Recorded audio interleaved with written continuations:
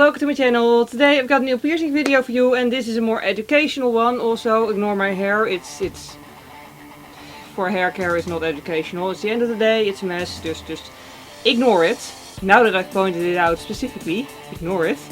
But yeah, anyway, it's about a piercing related thing. Like, it's one thing that I get a lot of questions about, and there's just still a lot of like controversy and like different opinions on it, even though I feel it's a very important thing to consider when you're thinking about getting a piercing done in the first place.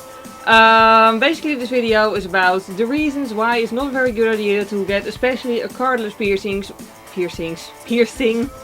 with a piercing gun. So I think actually the easiest way to go about this is to just list all the reasons why it's actually pretty dangerous to get pierced with a piercing gun. Let's start with the obvious fact that a piercing gun and a little like butterfly back piece of jewelry that is often used as sort of a stapler. It's sort of a stapler really, with like the piercing jewelry as a staple, I guess.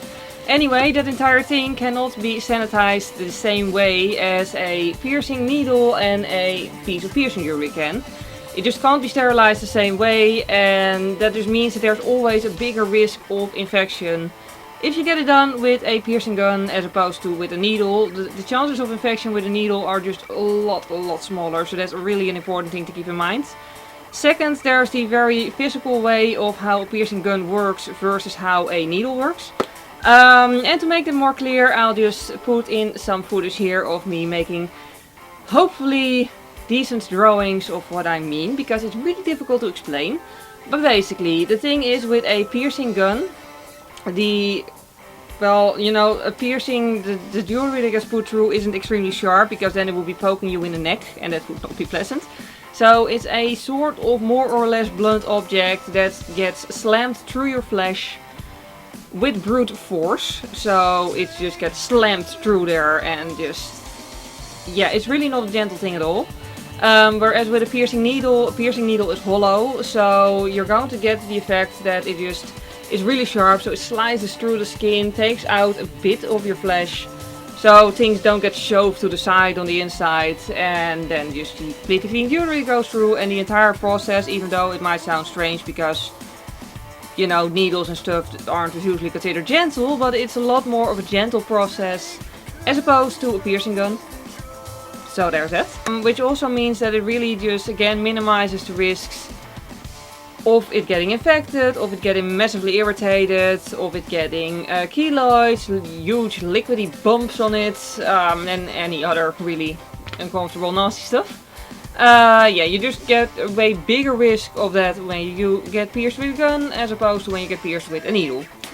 So, that's just a really important thing. Now, I gotta be honest, I feel like in the 90s it was way more common to just get pierced with a gun, because that's what like my 4 earlobe holes were actually done with a piercing gun at a jewelry store, because really it was the 90s, maybe early 2000s, but we didn't really know much better.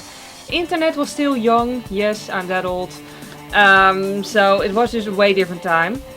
I feel that these days with the internet, there's just a lot more information available to us.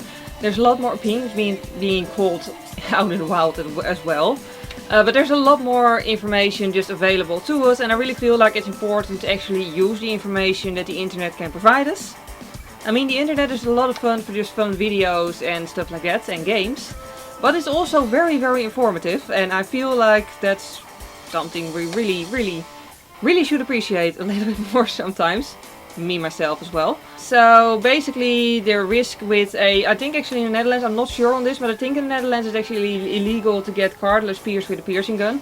But cardless gives a whole extra set of dangers if you get it done with a gun, because cardless is more hard. So the thing is, if you get it done with a gun, it might actually scatter the cartilage, or at least give it such a, you know, just a nasty beating basically, that it's really just going to, in the best case, heal but have massive bumps on it for ages.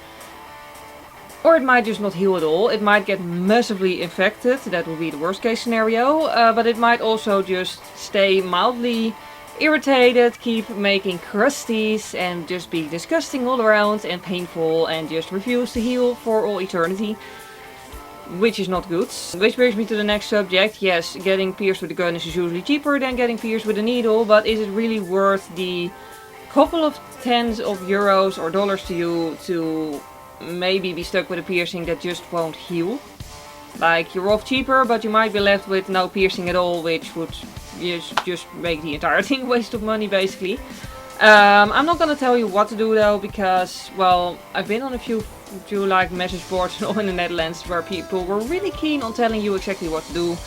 I'm not gonna do that. I'm not you. It's your body, it's your life, and you should do whatever you feel comfortable with. But my personal opinion is that getting pierced with a piercing gun is usually just really not worth the risk. Like, it's just a way bigger risk of infection, a way bigger risk of the piercing not healing correctly, a way bigger risk of just pain and annoyance all around than a needle. So yeah, I would definitely always recommend getting pierced with a needle, because it's just much more sanitary, it's much safer, and your piercing has a way bigger chance of actually healing without significant problems. So that's just my 2 cents on the subject. I hope this video was useful to you. I hope my drawings were remotely clear and not completely weird.